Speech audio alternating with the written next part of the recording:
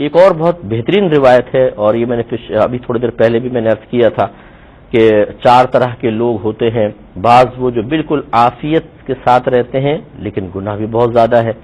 تو یہ سمجھتے ہیں کہ شاید اللہ تعالی ہمارے گناہوں کو نظر انداز کر رہا ہے، اسی لیے تو انعامات مل رہے ہیں۔ جیسے آپ سود خوروں کو دیکھیں، رشوت خوروں کو دیکھیں، یا مطلب جو حکومتی عہدوں پر فائز ہو کے لٹیرے بنے ہوئے ہیں، لوٹ رہے ہیں ملکی خزانے کو، اور کوئی گرفت نہیں ہو رہی، کوئی پکڑ نہیں ہو رہی، تو وہ سمجھتے ہیں کہ شاید کوئی ہماری نیکیاں کام آ رہی ہیں، یا ہماری ذہانت اتنی ہے کہ معاذ اللہ ثم معاذ اللہ ہم نے اللہ تعالیٰ کی تدابیر کو بھی فیل کر دیا ہے۔ یعنی ایسی فرعونیت ذہن پر طاری ہو جاتی ہے کہ انسان اپنے زوال سے بالکل بے خوف ہو جاتا ہے، اور یہ سمجھتا ہے کہ بس جیسے دنیا میں عافیت سے رہے ہیں آخرت میں بھی مزے آئیں گے، لیکن ایسا نہیں ہے۔ اس کے برعکس دوسرا گروپ ایسا ہوتا ہے، نیک ہے، پرہیزگار ہے، متقی ہیں، آزمائشیں آتی چلی جا رہی ہیں، شیطان ان کو بہکانے کی کوشش کرتا ہے کہ دیکھو تمہاری نیکیوں کا فائدہ کیا ہے، تم نمازیں پڑھتے ہو، گناہ نہیں کرتے ہو، کسی کے ساتھ برائی کا ارادہ نہیں کرتے ہو، پھر بھی اللہ تعالیٰ تمہیں مصیبتوں میں مبتلا کرتا جا رہا ہے۔ یہ ہے اللہ کا انصاف؟ تو وہ بھی بعض اوقات متزلزل ہو کے اس طرح کر لیتے ہیں، ایسا نہیں ہونا چاہیے۔ ان دونوں کے لیے یہ حدیث بہت ہی بہترین ہے۔ حضرت انس رضی اللہ تعالی عنہ سے روایت ہے کہ نبی کریم صلی اللہ علیہ وسلم نے ارشاد فرمایا کہ جب اللہ تعالیٰ کسی بندے کے ساتھ بھلائی کا ارادہ فرماتا ہے تو دنیا ہی میں اس کو جلد سزا دے دیتا ہے، اور جب کسی بندے کے ساتھ برائی کا ارادہ فرماتا ہے تو گناہ کے باوجود اس کی سزا روک رکھتا ہے، یہاں تک کہ قیامت کے دن اسے پوری پوری سزا دے گا۔ نبی اکرم صلی اللہ علیہ وسلم نے یہ بھی فرمایا کہ ثواب کی زیادتی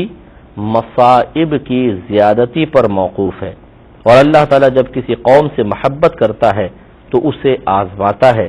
بس جو خوش رہا اس کے لیے اللہ تعالیٰ کی رضا ہے، اور جو ناخوش ہوا اس کے لیے ناراضگی ہے۔ یہ روایت تھی۔ تو اب ذرا اس کو تھوڑا سا سماعت فرمائیں، سمجھیں اس کو کہ جب اللہ تعالیٰ کسی بندے کے ساتھ بھلائی کا ارادہ فرماتا ہے، یعنی اب یہ نہیں ہے کہ بس جس کے ساتھ بھی چاہا، یعنی اللہ تعالیٰ خیر محتاج نہیں ہے، اور یقیناً محتاج نہیں ہے کہ پہلے کچھ کر کے دکھاؤ پھر تمہارے ساتھ بھلائی کا ارادہ کرے گا، کچھ اچھا کر کے دکھاؤ، یہ نہیں، یہ اس کا فضل ہے، کرم ہے، جس کے ساتھ کرم فرما دے۔ لیکن بعض اوقات ایسا ہوتا ہے کہ اللہ تعالیٰ ظاہری اسباب کو اس کا وسیلہ بنا دیتا ہے، ظاہری چیزوں کو، مثلا ایک آدمی نیک ہے، پرہیزگار ہے، متقی ہے، تو اللہ کی خصوصی رحمت اس کی طرف متوجہ ہوتی ہے، اور اگر اس سے نیکیوں کے ساتھ کوئی خطا ہو جاتی ہے، گناہ ہو جاتا ہے، تو اللہ تعالیٰ اس کو دنیا میں ہی اس کی سزا دے دیتا ہے۔ تو اس سے ذرا میرے وہ بھائی بہن درس حاصل کریں جو نمازی ہیں، پرہیزگار ہیں، متقی ہیں، کسی کے ساتھ برا نہیں چاہتے، لیکن کچھ نہ کچھ خطائیں اور گناہ تو ان کے ساتھ بھی ہو جاتے ہیں نا۔ انسان یہ دعویٰ نہیں کر سکتا کہ میں ہر صغیرہ کبیرہ ظاہری باطنی گناہ سے بچ رہا ہوں، ہو جاتے ہیں گناہ، خطائیں ہو جاتی ہیں نگاہوں کی، کانوں کے ساتھ، زبانوں کے ساتھ، اور بہت سارے گناہ ہو جاتے ہیں۔ تو اللہ تبارک و تعالیٰ پھر اس بندے سے، چونکہ وہ اچھا نیک ہے، پرہیزگار ہے، اور اچھی مطلب روش پر چل رہا ہے، تو اس کو پھر اللہ تعالیٰ اس طرح مختلف آزمائشوں میں مبتلا کرتا ہے، جس کو سرکار سزا سے تعبیر کر رہے ہیں کہ جب اللہ تعالیٰ کسی بندے کے ساتھ بھلائی کا ارادہ فرماتا ہے تو دنیا ہی میں اس کو جلد سزا دے دیتا ہے۔ تو جلد سزا دے دینے کا مطلب یہ ہے کہ اسے پھر کسی آزمائش میں ڈال دیتا ہے، وہ اس پہ صبر کرتا ہے، گویا کہ یہی اس کی سزا ہے، تو اس کے گناہ بخش دیے جاتے ہیں، یہ تکلیفی سزا بن جاتی ہے، اس پر صبر کرتا ہے، گناہ بخشے جاتے ہیں، بروز قیامت کوئی سزا نہیں ہوگی۔ اور اس کے برعکس فرمایا کہ جب کسی بندے کے ساتھ برائی کا قصد فرماتا ہے، برائی کا قصد کا مطلب اسے تباہ کرنا چاہتا ہے، ہلاک کرنا چاہتا ہے، اس سے ناراضگی کا اظہار چاہتا ہے،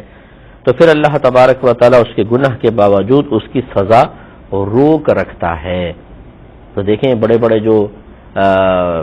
گھوچے لگانے والے اور بڑی بڑی کرپشن کرنے والے پکڑے نہیں جاتے ہیں، اور یہ اپنے آپ کو کہتے ہیں ہم نے بڑی ذہانت کا مظاہرہ کیا ہے کہ اپنے پیچھے کوئی اثر نہیں چھوڑا ہے،